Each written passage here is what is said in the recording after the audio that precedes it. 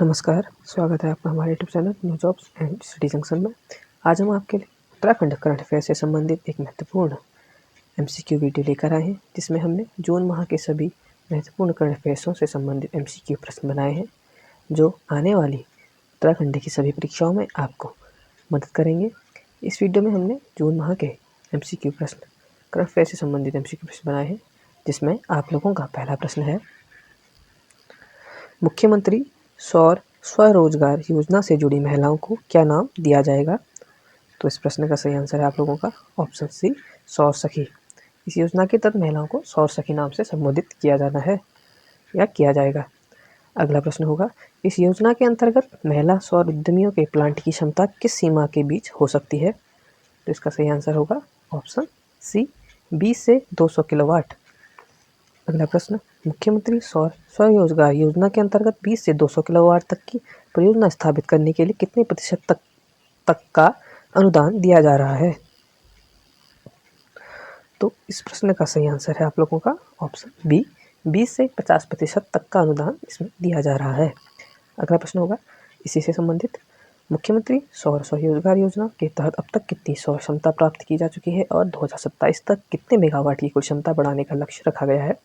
तो इसका सही आंसर है आप लोगों का ऑप्शन बी, 600 मेगावाट प्राप्त हो चुकी है तथा इसमें 2027 तक इसे बढ़ाकर 2500 मेगावाट तक ले जाने का लक्ष्य रखा गया है। अगला प्रश्न है आप लोगों का, उत्तराखंड में पहला साइंस रेडियो स्टेशन किस स्थान द्वारा स्थापित किया गया है? तो इसका सही आंसर होगा आप लोगों का ऑप्शन बी, उत्तराखंड राज्य विज्ञान एवं प्रौद्योगिकी परिषद, देहरादून। अगला प्रश्न, Uttarakhand council for science and technology, जिसे आपका उत्तराखंड राज्य विज्ञान एवं प्रौद्योगिकी परिषद भी कहा जाता है, कि वर्तमान महानिदेशक कौन है? तो इसका सही आंसर है आप लोगों का option C, professor Durgesh Pant. अगला प्रश्न होगा आप लोगों का, उत्तराखंड राज्य विज्ञान एवं प्रौद्योगिकी परिषद का पहला साइंस रेडियो स्टेशन किस आवृत्ति का संचालित होगा? तो इसका आप लोगों की आवृत्ति रहेगी ऑप्शन बी, 88.8 मेगाहर्ट्ज।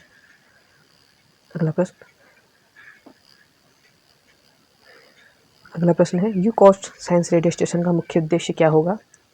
तो इस रेडियो स्टेशन का मुख्य उद्देश्य है वैज्ञानिक एवं आम जनता के बीच एक सेतु बनाना। ऑप्शन बी इसका सही होगा। 2025 में उत्तराखंड के गांधी इंद्रमणि बडोनी स्मृति सम्मान का 30वां संस्करण किसे प्रदान करने की घोषणा हुई? तो इसका सही आंसर होगा आप लोगों का ऑप्शन सी, विजय जड़धारी। बीज बचाओ आंदोलन के प्रवर्तक विजय जड़धारी जी को उत्तराखंड के गांधी इंद्रमणि बडोनी स्मृति सम्मान देने की घोषणा हुई है। अगला प्रश्न होगा, इंद्रमणि बडोनी स्मृति सम्मान को किस वर्ष शुरू किया गया था? तो इसका सही आंसर है आप लोगों का ऑप्शन बी, 2023। इसमें पहले संस्करण में ढोल वृद्धाकार शिवजनी डुंग को सम्मानित किया गया था तथा इसके दूसरे संस्करण 2024 में नरेंद्र सिंह नेगी जी को यह सम्मान दिया था। अगला प्रश्न, इंद्रमणि बडोनी स्मृति सम्मान 2025 के तहत क्या प्रदान किया गया जाएगा? तो इसका सही आंसर है किया जाएगा या किया जाता है? तो इसका सही आंसर रहेगा ऑप्शन बी, 51,000 नगद तथा उसके साथ स्मृति पत्र व स्मृति चिन्ह इस पुरस्कार में दिया जाता है।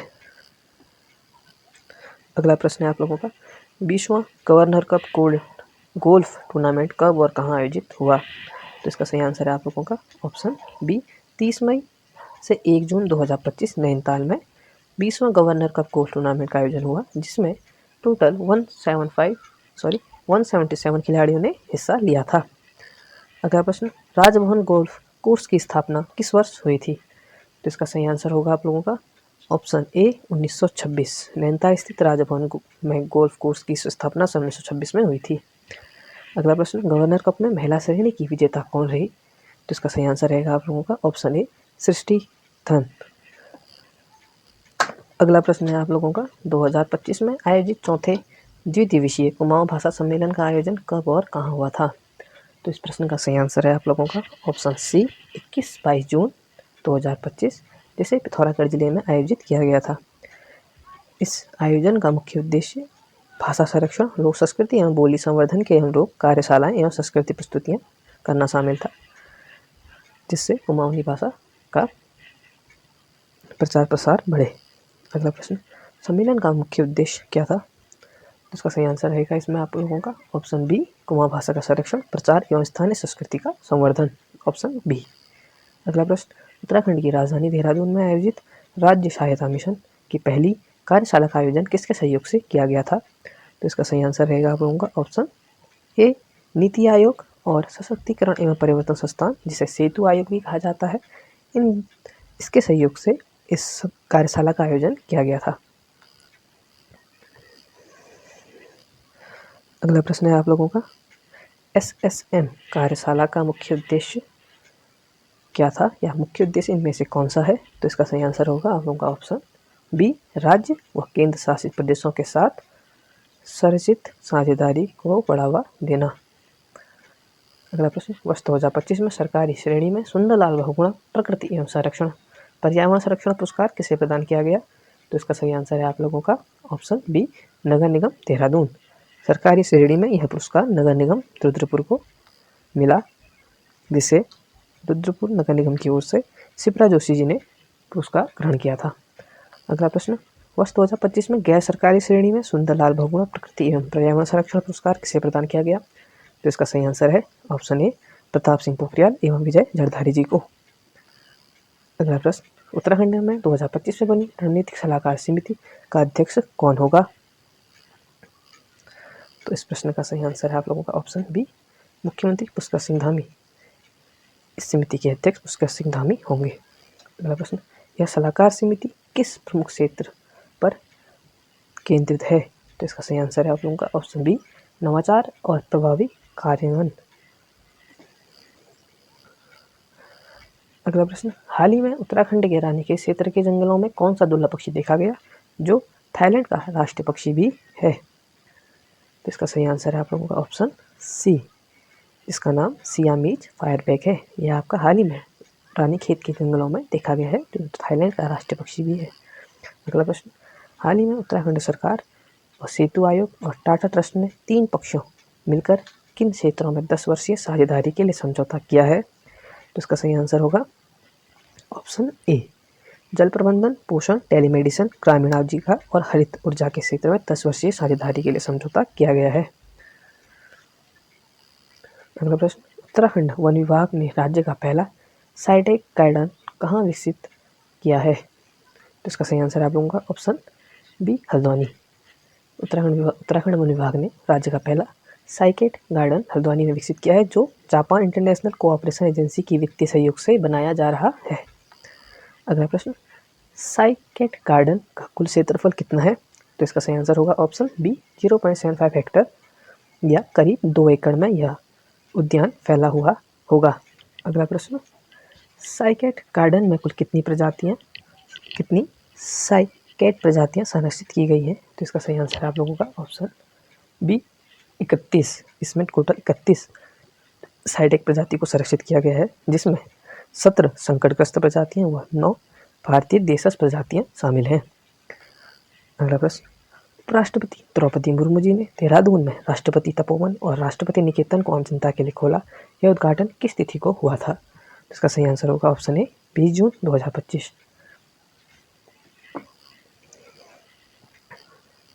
राष्ट्रपति द्रौपदी मुर्मू जी ने अपने जन्मदिन के अवसर पर इन परिसरों का उद्घाटन किया तथा राष्ट्रपति निकेतन 24 जून से आम जन के लिए खुला। अगला प्रश्न, राष्ट्रपति जी ने किस तिथि को राष्ट्रपति उद्यान की आधारशिला रखी तथा यह पार्क कितने एकड़ में विकसित होगा? तो इसका सही आंसर है ऑप्शन ए, 20 जून तथा यह 132 एकड़ का होगा। अगला प्रश्न, उत्तराखंड योग नीति 2025 की घोषणा किस दिन और किस अवसर पर की गई थी? तो इसका सही आंसर होगा आप लोगों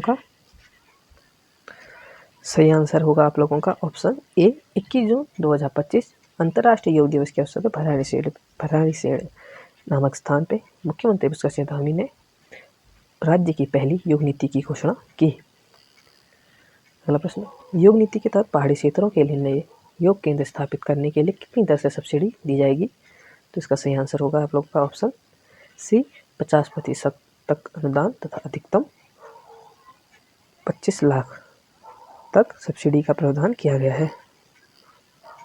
अगला प्रश्न होगा, राज्य की योग नीति 2025 के तहत अनुसंधान गतिविधियों के लिए योग परियोजना कितना अनुदान निर्धारित किया गया है? तो इसका सही आंसर है आप लोगों का ऑप्शन बी, 10 लाख रुपए। योग, ध्यान, प्रकृति चिकित्सा और आधारित शोध कार्य को 10 लाख रुपए तक प्रति परियोजना अनुदान देने की व्यवस्था इस नीति में की गई है। अगला प्रश्न है आप लोगों का, योग नीति के अंतर्गत 2030 तक कितने नए योग हब विकसित करने का लक्ष्य रखा गया है? तो इसका सही आंसर है आप लोगों का ऑप्शन बी 5। 2030 तक राज्य में कम से कम 5 नए योग हब विकसित करने का लक्ष्य निर्धारित किया गया है। अगला प्रश्न, योग नीति 2025 के अनुसार मार्च 2026 तक किस लक्ष्य को पूरा किया जाएगा? तो उसका सही आंसर होगा आप लोगों का ऑप्शन बी, आयुष हेल्थ एवं वेलनेस सेंटरों में योग सुविधा। अगला प्रश्न, उत्तराखंड योग नीति 2025 के अंतर्गत स्पिरिचुअल इकोनॉमिक जोन कहाँ विकसित किए जाएंगे? तो इसका सही आंसर होगा ऑप्शन बी, गढ़वाल व कुमाऊं क्षेत्रों में, जिससे इन केंद्रों में योग, आयुर्वेदिक, प्राकृतिक चिकित्सा, आध्यात्मिक पर्यटन को बढ़ावा देने के लिए प्रमुख केंद्र बनाए जाएंगे। अगला प्रश्न होगा, हाल में हिमालयन लॉन्ग टेल्ड मायोटिस नामक चमगादड़ की नई प्रजाति उत्तराखंड के किस वन्यजीव अभ्यारण्य में खोजी गई? तो इसका सही आंसर होगा ऑप्शन सी, केदारनाथ वन्यजीव अभ्यारण्य। अगला प्रश्न, इस नई खोज के बाद भारत में कुल ज्ञात चमगादड़ प्रजातियों की संख्या कितनी हो गई है? इसका सही आंसर है ऑप्शन बी, 135। इस नई प्रजाति के बाद भारत में कुल 135 चमगादड़ की ज्ञात प्रजातियां हो गई हैं। अगला प्रश्न, भारत का पहला variable speed pump storage plant कहाँ स्थापित किया गया है? तो इसका सही आंसर रहेगा आप लोगों का ऑप्शन सी, टिहरी। अगला प्रश्न है, इस variable speed pump storage plant की कुल क्षमता क्या होगी जब यह पूरा हो जाएगा? तो इसका सही आंसर है आप लोगों का ऑप्शन सी, 1000 मेगावाट। इस प्लांट में कुल 4 यूनिट स्थापित की गई हैं जिसकी कुल क्षमता 1000 मेगावाट होगी तथा पूरे टिहरी कॉम्प्लेक्स की कुल क्षमता 2400 मेगावाट तक पहुंच जाएगी। अगला प्रश्न, हाल में उत्तराखंड की पहली महिला आबकारी आयुक्त के रूप में किस अधिकारी को नियुक्त किया गया है? तो इसका सही आंसर रहेगा option B, Anuradha Paul. Anuradha Paul 2016 batch के अधिकारी हैं जिन्हें आबकारी आयुक्त पद पर नियुक्त किया गया है। अगला प्रश्न होगा, किस IAS अधिकारी की सेवानिवृत्ति के बाद अनुराधा पॉल को आबकारी आयुक्त नियुक्त किया गया? तो सही आंसर होगा आपका ऑप्शन बी, हरिचंद्र सोमवाल। ये थे आपके जून माह के महत्वपूर्ण करंट अफेयर्स से संबंधित MCQ वीडियो जो आने वाली परीक्षाओं में आपके लिए उपयोगी होगी। ऐसे ही और भी वीडियो के लिए हमारे चैनल को सब्सक्राइब कीजिए। धन्यवाद।